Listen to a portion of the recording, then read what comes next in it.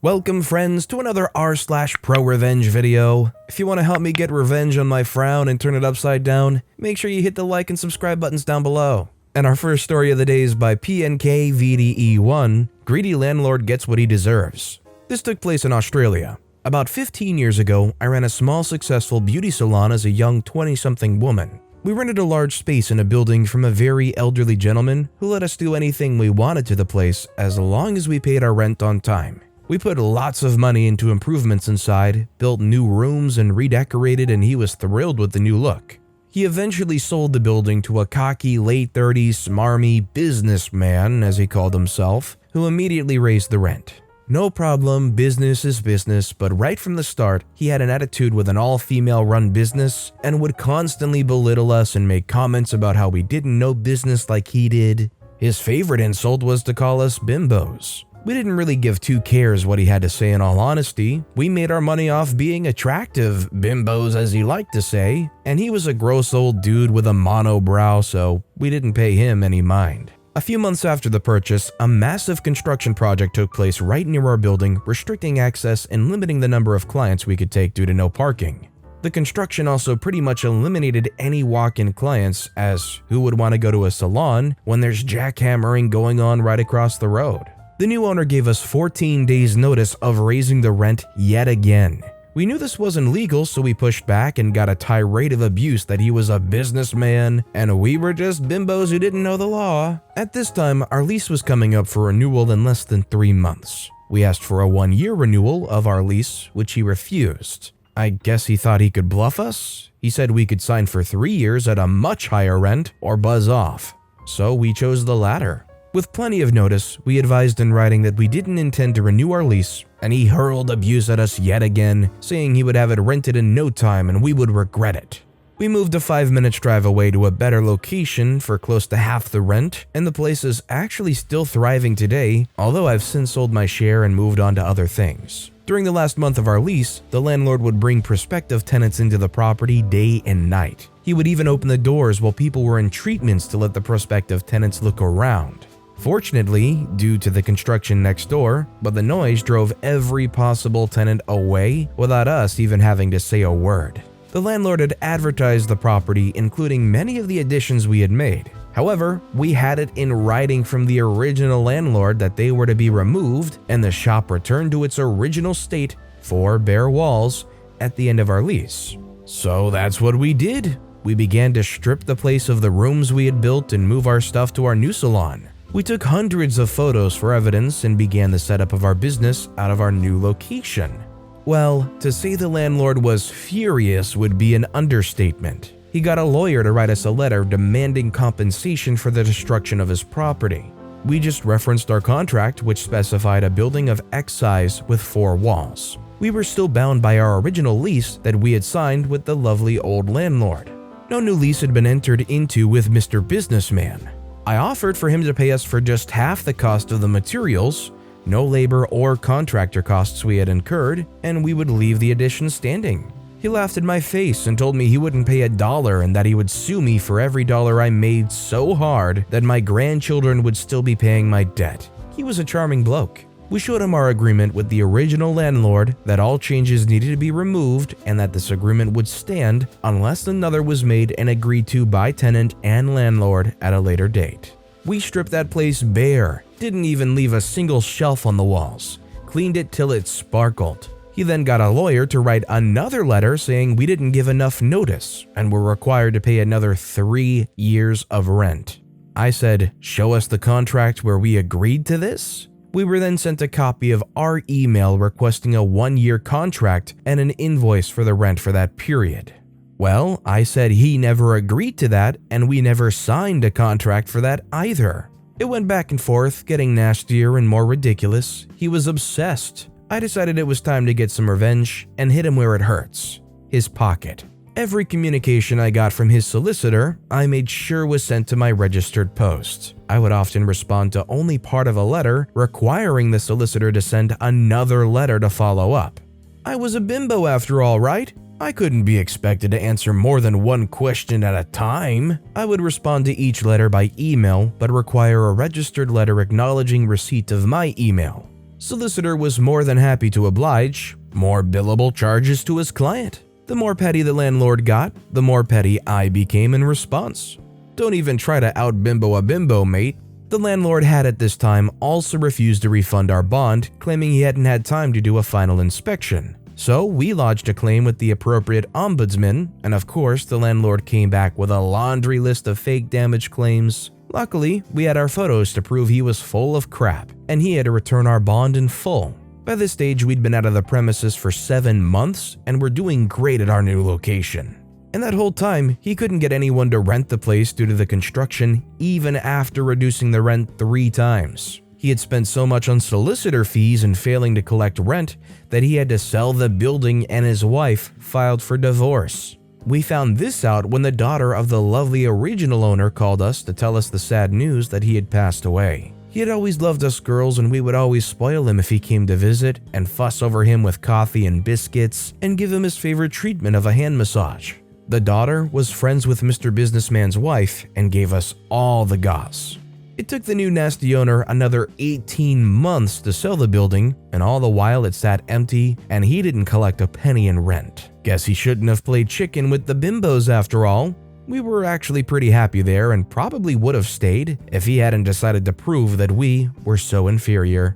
If a place you were renting at was sold to a new landlord and they immediately raised the rent, would you be looking to pack up and leave as soon as you could, or would you just wait it out and see how it goes? Let me know in the comments down below. Our next story is by Mage Tomlin. Screw me over, I take away your promotion. For 18 months, I'd been working from home, as most of us had. From a work perspective, this has been great. I've been more productive than when I'm in the office, I've been able to work more flexible hours, and I've saved a ton of money by not commuting.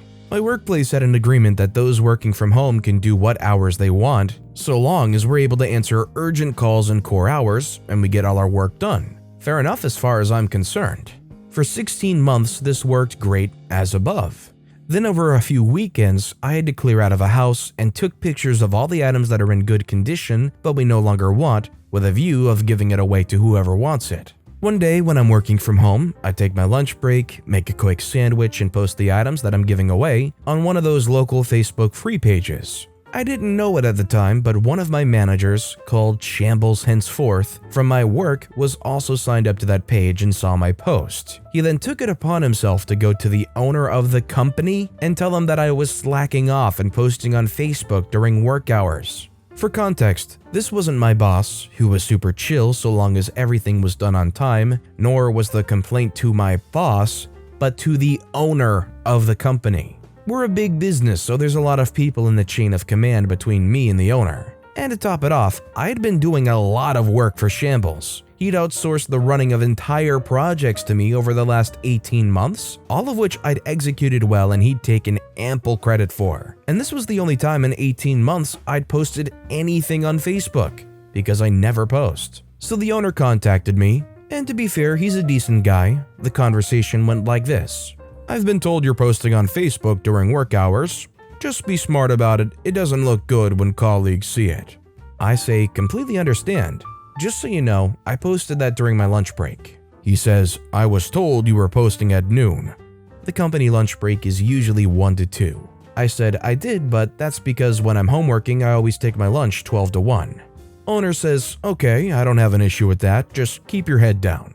Like I said, a decent guy. I wasn't really in trouble and the owner didn't seem to care, but then I started to think, wait, who the heck has gone to the owner with this in the first place?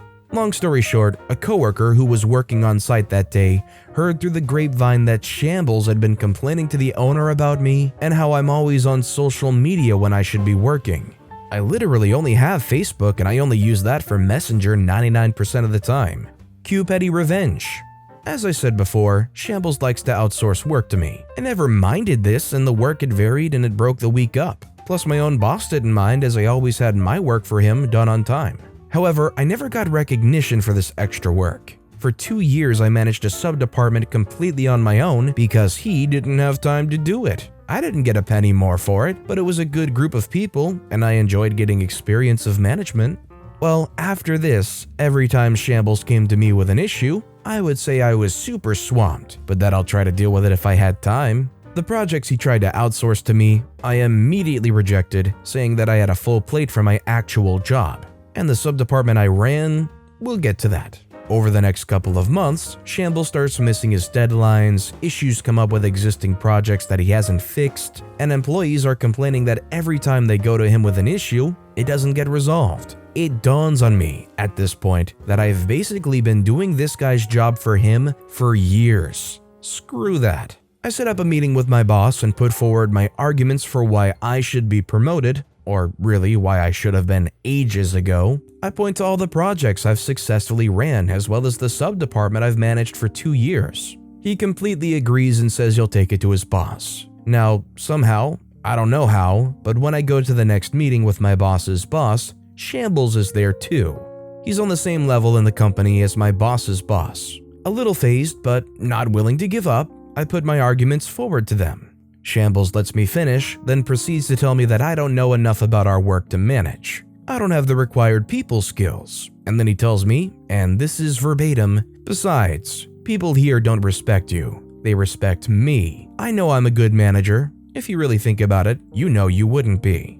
I forget what else was said after that, but I was completely destroyed. Boss's boss comes up to me afterwards and tells me that Shambles is a jerk, but unfortunately he's got the approval of the higher-ups, so what he says has too much sway for him to go against him. I tell boss's boss that if that's the way it is, I'm going to look for other employment. He sighs and says, I don't blame you. Cue prorevenge. During the time it took for me to look for and apply to other jobs, I have time to think about how I can get back at Shambles. He's used me for years and is now blocking my promotion. I'd already stopped working on his stuff and his projects were going from bad to worse, but I needed something more. Now this next part could be an entire post on its own, so I've bulleted it for brevity. If you want more context, I can write it out later. 1. I'm an accredited internal auditor for our quality systems. 2. I ask if I can be assigned a couple of last audits before I leave to help them out. 3. I carry out these audits and using my intimate knowledge of Shambles projects, find every single issue I can. 4. A number of people also hate Shambles and give me more dirt on him. 5. Someone gives me breakthrough information that Shambles has been forging signatures and bypassing multiple company procedures to make his KPIs look better. 6. I write up the report with tons of evidence attached and send it off. 7. The report gets flagged at the highest level because of what it shows. 8. Shambles gets dragged over the coals. I wish I could say this story ends with Shambles getting fired and having to sell his body on the street for scraps. But obviously using all the connections he has, he keeps his job. I later found out though that he was due a massive promotion, as in catapulted to the top of the company running whole divisions kind of thing. That never happened though. With his declining numbers, as well as a harsh audit showing all of his shortcomings, he's basically told he'll never progress beyond where he is and that he's lucky to have a job at all. He still works there, and I'm told his ego has been taken down a whole washing line worth of pegs. As for me though, I'd love to say I got a better job with a massive raise. That's half true. I decided to pursue my dream job, literally since I've been a kid, dream job, in a totally different industry. All the experience I had counted in my favor, and although I took a bit of a pay cut, I've never enjoyed work more. Oh, and that sub-department I was running, they knew that when I left, Shambles would take over running them again, so in my last month at the company, I gave them all the tutorials on how to search for jobs and pass interviews. I'd worked in recruitment previously. I've heard from a number of them since that they'd landed better jobs and thanked me in part for it. Not the perfect ending, but I'm pretty happy with it. I think the bottom line here, the common denominator, is Facebook. Clearly Facebook is bad, kids. All in all, it's a pretty good ending. Obviously, the best ending that I think most people would be wishing for is for Shambles to lose their job, be blacklisted from this line of work. Sometimes nepotism or just having connections is too powerful and these people still seem to just keep floating on or finding a new, similar level of career. The best thing though is OP adequately proved that this person isn't good at their job. The fact that they're like, okay, you're not very good at your job, so you won't keep moving up, but we'll just turn a blind eye, let you keep that job you already have. I feel like that's enough revenge right there because this guy knows that they ain't getting any better than that. But with that being said, that's all the time we have for today. So of both these stories that I've read today, which is your favorite and why? Let me know in the comments down below. And if you haven't yet, if you could like and subscribe, that would mean a lot to me. Whatever you do, whether it's liking, subscribing, turning notifications on, all of it helps grow this channel and I appreciate the heck out of it. So until next time, I'll see you all tomorrow with some more stories.